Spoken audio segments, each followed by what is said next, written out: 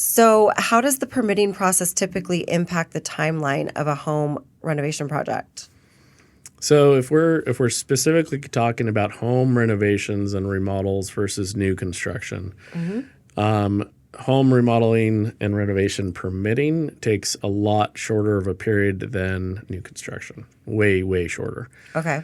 But then it also, what the influence would be is then there's the next question of, are you adding square footage, or are you adding up, or are you just doing something to the specific size of the home? You're not adding square footage. You're not adding anything to the home. You're like knocking down a wall. Exactly.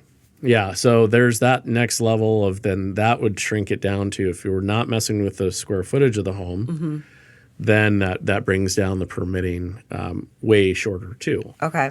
So timeline wise, and I can't speak for every city and I can't speak for every county, and I couldn't say, hey, city of Seattle, city of Kirkland, whatever. I couldn't speak to those exact timelines, and I don't want to, but I'll also say that from experience, it could be a few weeks when it's over the counter kind of permitting, when we're not doing something either structural or we're doing something very simple, comparatively to if we're doing additional square footage to the home. That could be months, that could be 3 months, it could be even up to 6 months, maybe even a year. Wow. Whereas new construction could be easily between 6 months and a year, if not longer, depending on the city or the county you're in. Right. Because there's, most specifically, say, city of Seattle, they're doing so much construction nowadays that they can be overloaded. And this goes with other cities too, I'm sure, is that they're technicians that are previewing and reviewing and going through the paperwork that the contractor, the design and build firm, the architect, the engineering firms have provided. They can be overloaded and or just super behind. Yeah.